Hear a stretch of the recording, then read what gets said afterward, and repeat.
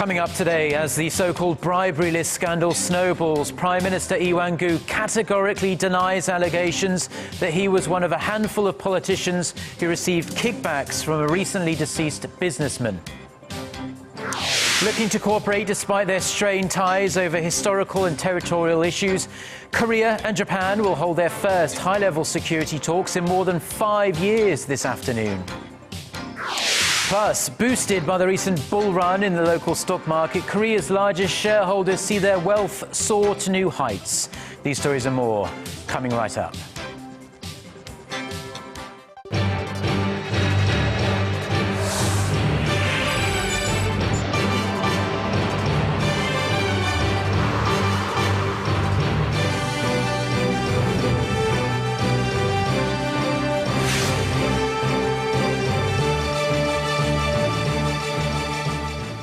Hello, it's noon on Tuesday, the 14th of April. You're tuned into our midday newscast here on Arirang TV. Thanks ever so much for joining us. I'm Mark Broome. We start with the bribery list scandal that is shaking Korea's political landscape to its core. Prime Minister Lee Wan-koo, one of the high-profile politicians on the list, has once again flatly rejected claims he received any money from a recently deceased businessman. This, as a local daily reported additional contents of its interview with Song Wan-jong before his suicide, in which he claimed to have given Lee political funds 2 years ago. Choi Yu-sun starts us off. Prime Minister Lee Wan-koo says he did not receive any money from Song Wan-jong, a businessman who allegedly bribed politicians before committing suicide last week.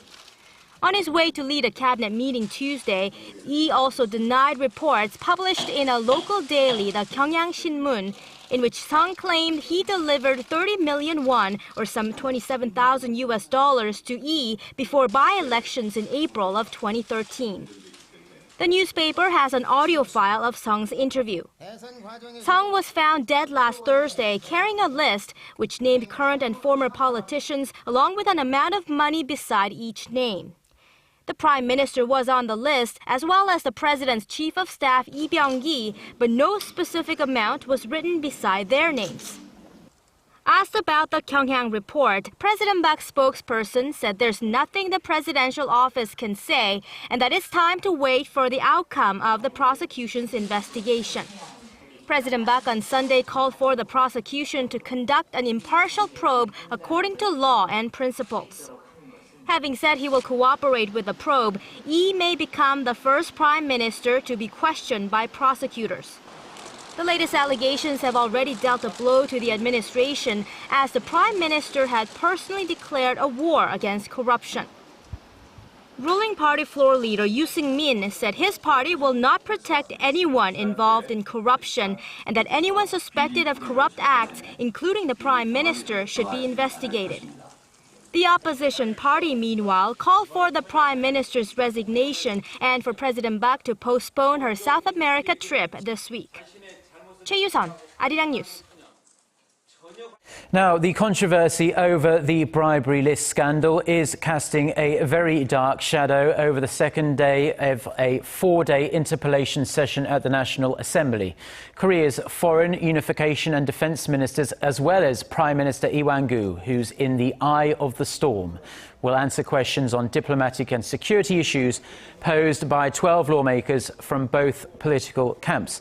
As you might expect, the session began with the main opposition party lawmaker grilling Prime Minister Lee over these allegations. The session, which will run through this evening, is expected to cover a wide range of issues, including the possible deployment of a controversial US missile defense system to South Korea and ways to improve inter-Korean relations. And staying with the issue of the bribery scandal, Gyeongnam Enterprises, which is the company at the center of the scandal, will be delisted from the benchmark Kospi on Wednesday. The company's stock trading was suspended last month after years of continuous losses. Our Shin Se-min tells us more. It has been 42 years since Gyeongnam Enterprises went public, making it the first Korean construction company on the country's stock exchange. But that legacy stops this Wednesday, as the company will be delisted from the market due to mounting debts. A slump in the local housing market helped to put the cash-strapped company in the reds in recent years, posting some $280 million worth of losses in 2013 and $166 million the following year. The construction company had been going through a corporate debt workout program for some time, but its stock was in the process of being terminated after creditors rejected the company's request for additional financial support last month.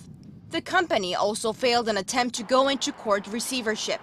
Although Gyeongnam is leaving the market, it was the first local construction company to develop its business in overseas markets in the 1965. The builder began international work in Thailand, then on to Sri Lanka, Cameroon, Malaysia, and even to the Middle East in the 1970s. Gyeongnam Enterprises is now at the heart of a political scandal as its late chairman Sang Wan-jong committed suicide while facing investigation for pocketing overseas resource investment funds during former President Lee Myung-bak's administration. A note found on his body named 8 prominent politicians and listed amounts of money allegedly bribes. Shin Se-min, Arirang News. Now, in the rest of the day's news, Korea's National Assembly has adopted a parliamentary resolution condemning Japan for its repeated claims over Korea's Dokdo Island and its attempts to distort history. The resolution, which passed at Tuesday's plenary session, denounced Tokyo's recent approval of more Japanese school textbooks containing claims to the islets. The resolution called that move a clear violation of Korea's territorial sovereignty.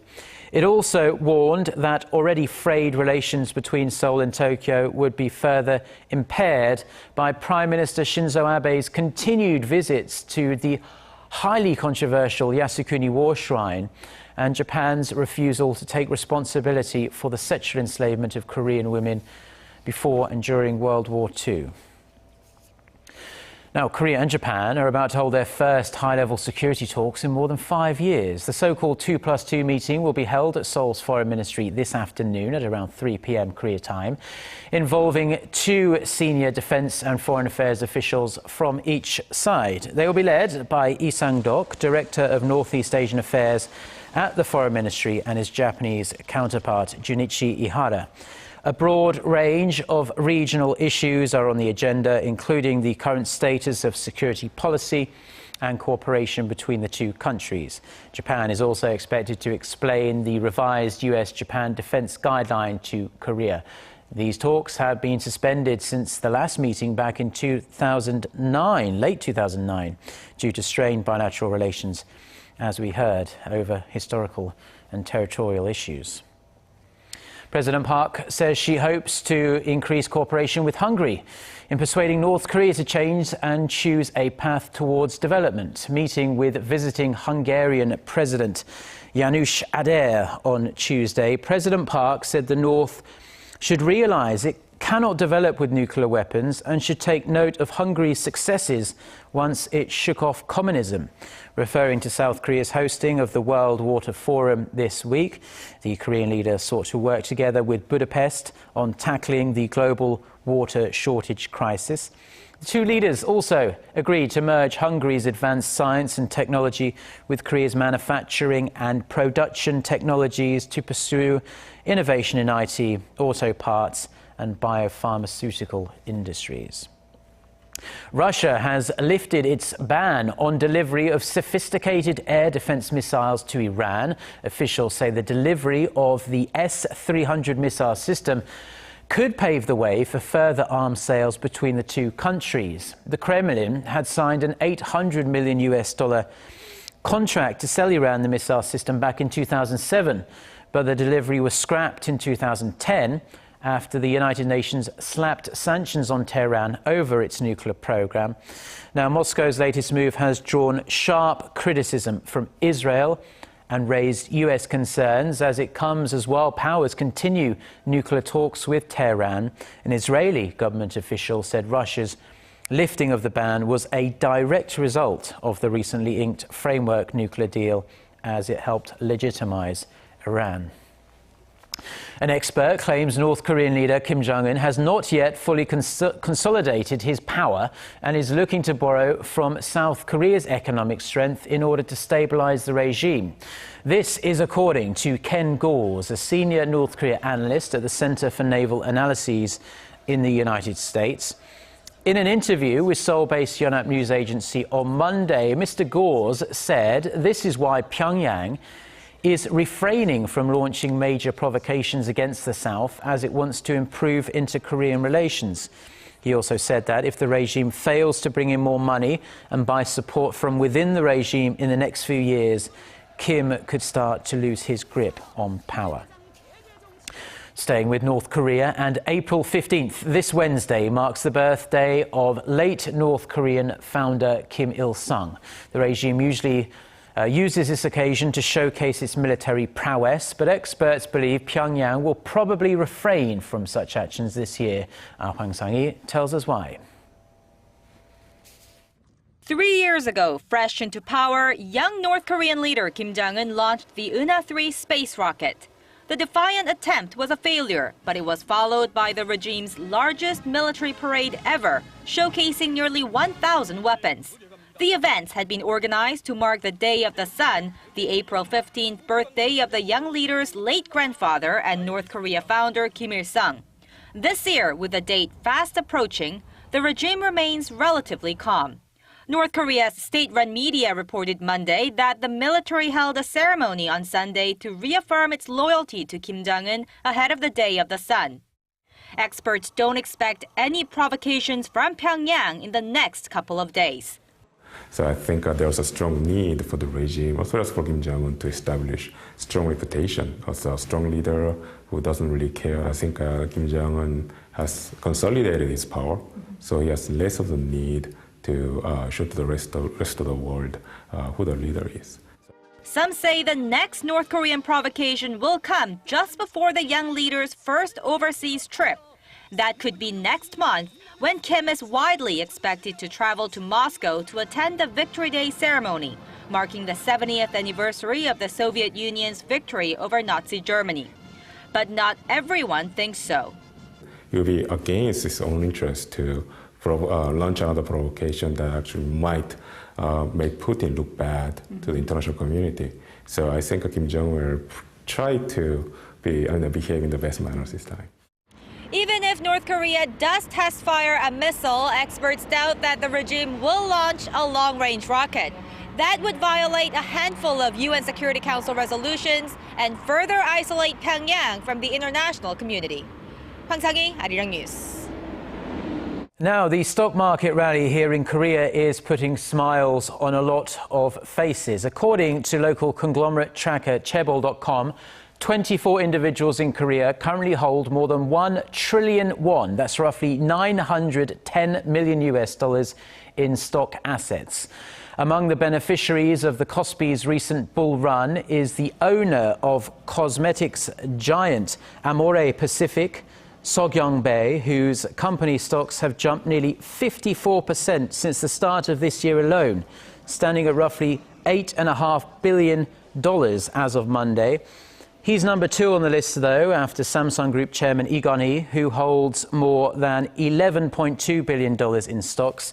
Others on the list include the chairman of Meritz Financial Group, whose equities grew over 40% over the same period, and Jung Mong-jun, who is the largest stakeholder of Hyundai Heavy Industries. Now, the benchmark Kospi topped the 1,200 landmark for the first time in 4 years on this Tuesday morning.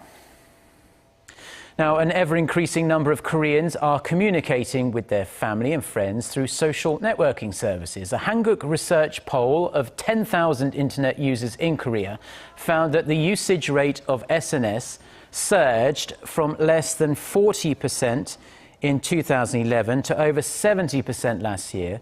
The most popular service was Kakao Story, with over half of the Koreans surveyed using it regularly. Kakao Story was followed by Facebook and Naver Band. By age, users in their 30s and 40s prefer so-called enclosed types of SNS, which limit exposure to just family or close acquaintances, while teenagers and those in their 20s favour more public services like Facebook and Twitter. As we heard there, Koreans adopt new technology very quickly, but being one of the most wired countries in the world also has its drawbacks. Now, we must stress that adults have similar issues as well, but more and more children in Korea are falling foul of smartphone addiction, and it's a problem that can wreak havoc on their family and academic lives. Now, Kim Ji-yeon reports. Heads down, eyes fixed, fingers tapping and scrolling, people walking while glued to their smartphones. It's a common sight on the streets of Seoul, and many of them are young kids. Studies show adolescents are more prone to smartphone addiction than adults. In fact, 3 out of 10 were found to be highly addicted and in need of professional treatment, according to a survey last year of 15,000 Koreans between the ages of 10 and 60. If the addiction is left untreated, it may lead to a gradual change in one's personality, says Park Sung-young, a counselor at the Korea Internet Addiction Center, which could in turn harm their relationships with friends and family. More than half of children surveyed said they've argued with their parents because of their smartphone use and thinks it hinders their ability to concentrate on their schoolwork.